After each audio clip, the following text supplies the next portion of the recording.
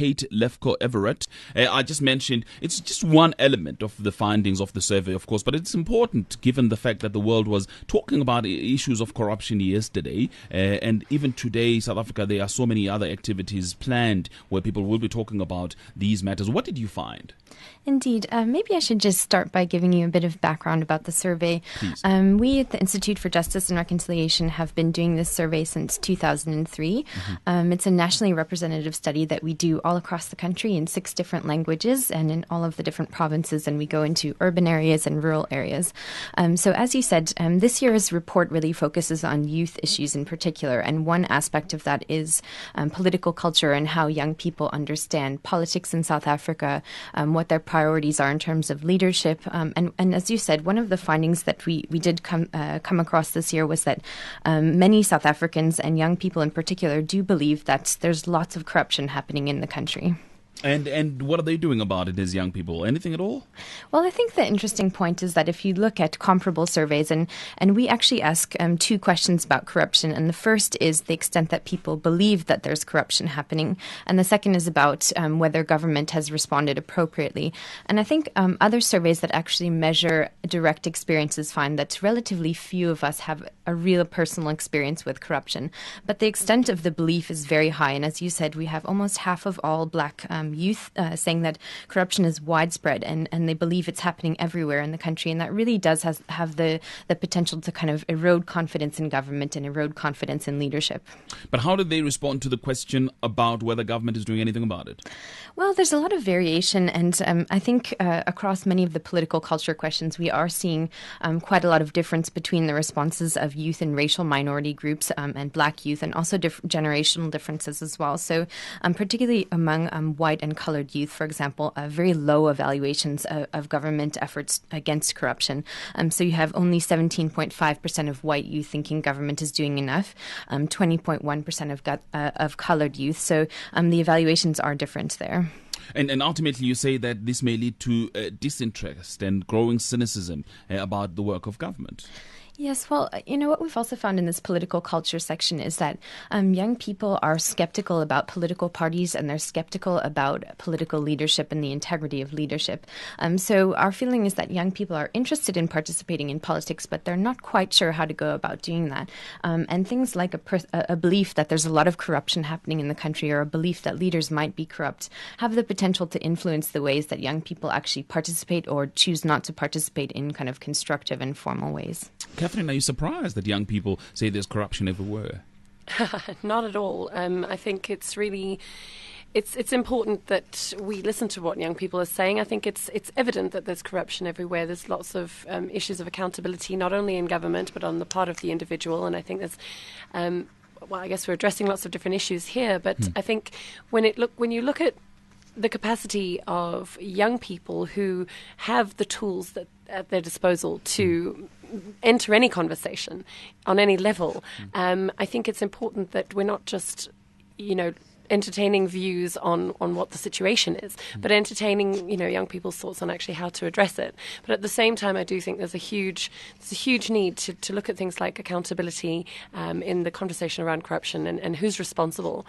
So, yeah, I'm not surprised. It's quite interesting, though, that as we've just heard now from Kate, that young people feel that perhaps integrity in leadership and is lacking in as far as our politics is concerned in this country. Your interactions, again, Catherine, with young people and their thoughts and their belief in our political system? I do have an opportunity to interact with a lot of young South Africans through the work that I do with the program One Young World, and a lot of other African young people as well. And I think that what I see, unfortunately, those who tend to have a voice, or a constructive voice, so to speak, are those who've managed, whether they were advantaged or previously disadvantaged or not, to, they've managed to get an education somehow, and they're entering a space with a lot of academia, a lot of sort of standard education and knowledge behind them. So I think, although we have lots of young people getting involved in conversations, I think it's really key that reports like this that are able to reach into the rural areas, into the urban areas. Yeah. So the young people that I get to engage with are varied. And the nice thing is that well, maybe it's not a nice thing at all, actually. The interesting thing is that across the board, whether young people are educated or not, they know that there are problems, and they know that, That's an important one, because, and I'm going to come back to that about young people entering the discussion generally. And let me go back to you, Kate, again, because there's an interesting SMS that's just come through now. Somebody who says, can your guest please define corruption so we're all clear on what is being measured here? Yes, we refer to corruption in the survey, but we don't really define it. We leave it open to interpretation. But I think, and maybe Catherine can fill in a bit about how she defines it as well. But issues of maladministration, a lack of transparency in government, and I think things like the lack of clarity about what's happening in Nkandla at the moment. Those all contribute to a sense that there is corruption and maybe misuse of public finances in the country happening now. And I think just also to respond to one of your earlier points, I mean, towards the beginning of this year, I did some analysis online, and I looked at the Facebook page of the presidency right around the State of the Nation address. And as we know, a lot of young people are communicating in non-traditional ways now. They're using social media and Facebook and Twitter and Google. And I found particularly that young people are challenged about the idea of tenderpreneurship and what it is to be a tenderpreneur, and does that limit their access to government and to jobs. And we all know that some of the really foremost issues on the mind of young people in this country right now are how they're going to enter the labor force and how they're going to find a job and access a high quality of education. So I think that also contributes to the sense that something like tenderpreneurship, which just really entered our vocabulary maybe a year or two ago, could present an obstacle to meaningful economic participation. But what confused me a little bit about the findings is when, of course, on one hand you have young people saying there's corruption everywhere, but on the other hand, many South Africans are approving of bending the law. Isn't that the reason then why we have corruption? Because people are bending the law. Yeah, I think so. But it's an interesting finding because we've looked at these issues of kind of what it means to bend the law or get around the law since we started the survey in 2003, and we have actually seen an improvement.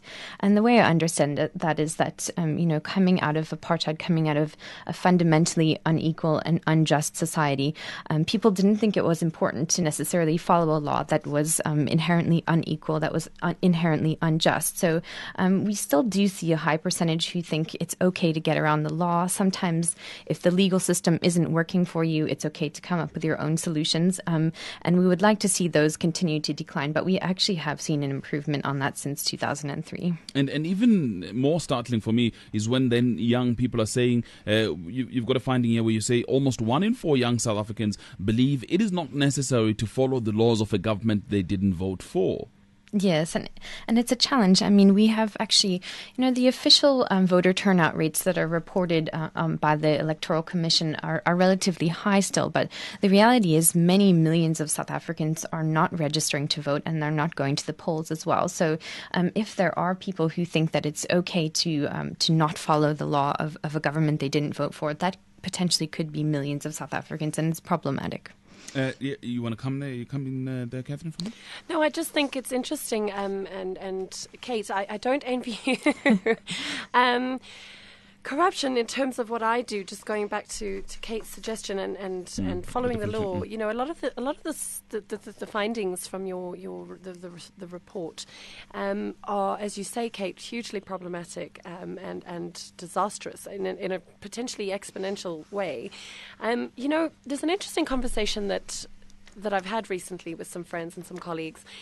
The question of corruption, is it the system that's corrupt, or is it the individual that's corrupt? And I maintain, and I suspect there are other people out there who would maintain, that it is about the individual always. Whether you are an individual CEO, whether you're an individual government official, whether you're an individual radio personality or an individual person sitting talking on the radio.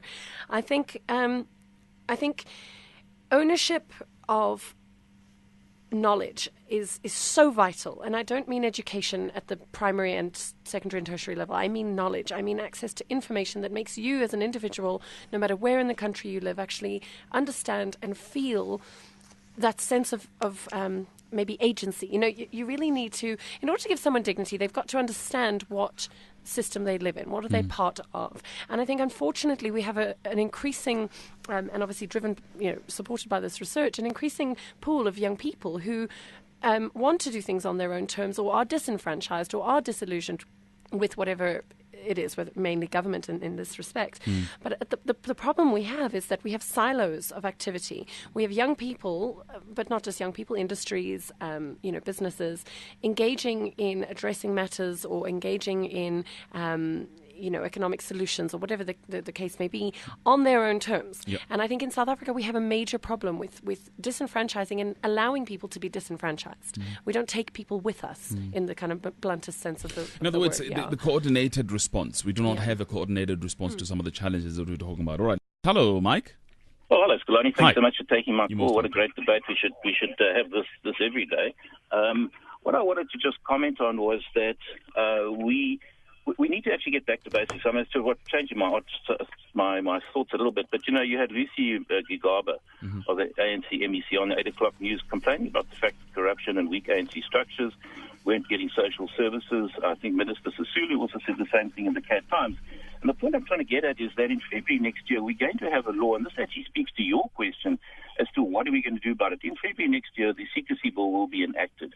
This will mean that if I have a document, which I came close to having last year through the prisons, which could indicate some form of corruption, if I take that document into the police and it's been stamped top secret, I could potentially go to jail for 15 years, or in fact I will go to jail for 15 years if I submit this document to the press. I can't take it to the police because our police minister himself has been found guilty of corruption because he built a wall around his house which he's not repaid. There's 80-odd MPs, ANC MPs in Parliament which are corrupt and have not repaid the money that they've stolen.